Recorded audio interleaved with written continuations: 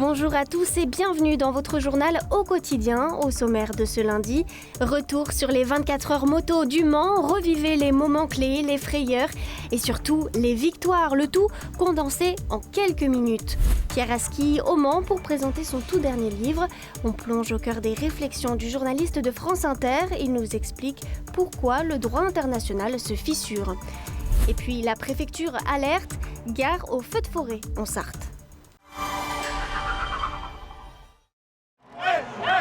Célébration d'un succès et même d'un événement historique, le premier back-to-back de Yamaha. Le Yacht champion du monde 2025 s'impose logiquement pour la deuxième fois consécutive sur le circuit Bugatti, après 24 heures intenses. Effervescence sur la grille de départ, 76 700 spectateurs, affluence en hausse par rapport à 2025. Tribune remplie, soleil radieux et une envie pour chaque pilote, se hisser au sommet de l'une des plus mythiques courses d'endurance. Une procédure de départ assez longue mais toujours forte en émotion, même quand c'est la 24e fois. Au début de ta carrière, c'est vrai que moi j'arrivais pas à profiter des moments en fait. J'étais dans ma bulle un peu et donc je me mettais une forme de pression.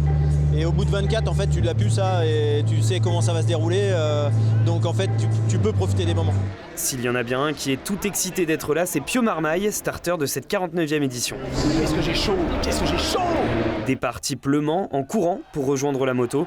Et il y en a un qui s'en sort particulièrement bien, le Yoshimura Cert Motul remonte au classement. J'ai réussi à bien monter sur la moto, le but c'était de rester calme, donc c'est ce qu'on a fait, j'ai réussi à bien partir de la 6e place, on me retrouvait en seconde place, c'était très bien, et après on a assuré le relais.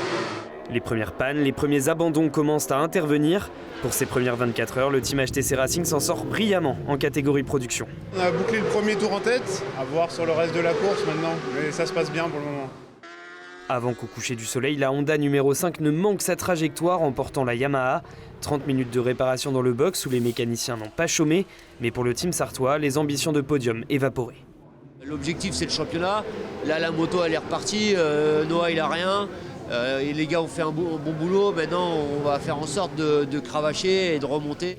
La nuit est tombée quand la moto repart, l'obscurité sur ce circuit, certains l'ont en crainte, d'autres en affinité. Ça me dérange pas du tout, c'est vrai que ouais, il fait noir quoi. C'est pas si perturbant que ça en fait. Il y en a qui arrivent à faire des petites siestes entre chaque relais la nuit, d'autres qui arrivent pas du tout comme moi par exemple, j'ai beaucoup de mal à m'endormir. Nouveau cauchemar pour la Métis, seule moto en catégorie expérimentale contrainte à l'abandon pour une casse moteur. D'autres trouvent plus facilement le sommeil, mais les abandons s'accumulent, un tiers des équipes ne franchiront pas la ligne. La numéro 37 en tête une grande partie de la course se rêve premier constructeur européen vainqueur. En vain, une chute, des arrêts au stand et des complications. Laissant libre cours aux motos du Yacht et du Cert, mais l'équipe sartoise, elle aussi embêtée d'abord par des ennuis électroniques. On perd un peu le traction control de la moto ou l'anti-wheeling, ça dépend, mais ça n'empêche pas de rouler. Puis un problème de casque. Dan prend son relais, il fait un tour, et il rentre, il traverse le box, il change de casque, il enlève son ancien, il remet le nouveau, et c'était le verrouillage de la visière. À 4 heures du terme, les ambitions de victoire sont presque envolées. Dans tous les cas, au nombre d'heures qui restent à rouler, on ne peut pas remonter sur eux. Oui, on peut augmenter un peu le rythme, au risque de se mettre en danger et éventuellement de faire une erreur. Pour le moment, on est deuxième. On ne peut pas considérer que ce soit une catastrophe quand même si effectivement on vient pour la gagner. En stock, la Honda 38 est largement devant. C'est en production que le suspense est le plus présent. 2 motos avec un tour d'écart. Green Team 42, un temps en tête, laisse le succès à la Yamaha 96 Legacy. Yamaha comblée avec la victoire du Yacht en catégorie Rennes. Gagner 2 fois affilée les 24 heures, c'est vraiment spécial, donc on est vraiment contents. Et la course était serrée, c'était difficile, mais ils n'ont pas fait des erreurs, ils ont roulé vite toute la course et bon, c'est un résultat incroyable. Un rythme de course particulièrement effréné, victoire arrosée, première manche prometteuse d'un championnat du monde qui s'annonce relevé. Et au Mans, rendez-vous l'année prochaine avec une 50e édition à célébrer. Et cette édition qui s'achève donc dans un climat de sérénité selon la préfecture, malgré de nombreuses infractions relevées lors des contrôles routiers. Sur 325 véhicules interceptés, les forces de l'ordre ont récupéré 48 permis de conduire. 120 excès de vitesse ont également été constatés. Et puis 18 cas de conduite sous l'emprise d'alcool ou de stupéfiants. Malgré tout, la préfecture signale l'absence de troubles à l'ordre public lors de ce grand week-end de manifestations sportives.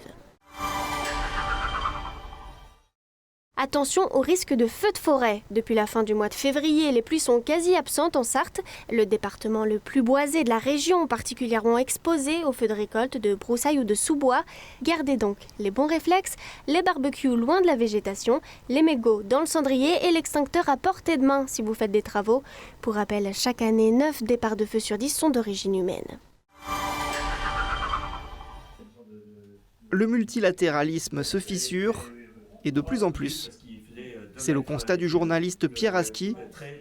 Le président de Reporters sans frontières a présenté son dernier ouvrage lors d'une conférence à la librairie Tuard vendredi dernier au Mans. Il dépeint les vagues successives de contestation du droit international, dont la dernière en date. La nouveauté aujourd'hui, c'est que quelqu'un comme Donald Trump, dans une interview au New York Times en janvier, dit « Moi, le droit international, c'est plus mon affaire.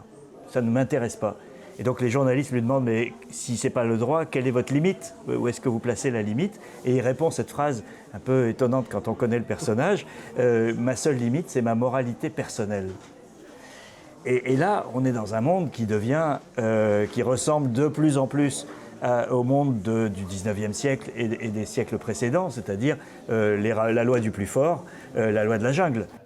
Retour des ambitions impérialistes donc, et en parallèle, une montée de nouveaux acteurs sur la scène internationale. Des changements qui pourraient bien redessiner les équilibres mondiaux. Je pense qu'on est à un moment charnière, c'est-à-dire qu'on a ces trois grands pays, Chine, Russie et États-Unis, qui veulent revenir à la loi du plus fort, et donc qui se testent, qui sont dans les rapports de force, etc. Et vous avez de l'autre côté tout un tas de pays qui n'ont pas envie de s'aligner derrière ces pays. Et on ne sait pas aujourd'hui qui va gagner la partie. Pour en savoir plus et revenir sur 50 ans d'histoire, à la lumière d'expériences personnelles, La fin d'un monde de Pierre Aski, sorti chez Stock. La météo de mardi 21 avril avec un ciel en partie ensoleillé et des températures douces en matinée, 11 degrés à Mamers et 13 degrés à Sablé-sur-Sarthe. Passé la mi-journée, le ciel demeure partiellement couvert. Le mercure devrait grimper jusqu'à 16 degrés à Saint-Calais et 18 degrés à La Flèche. Merci d'avoir suivi au quotidien.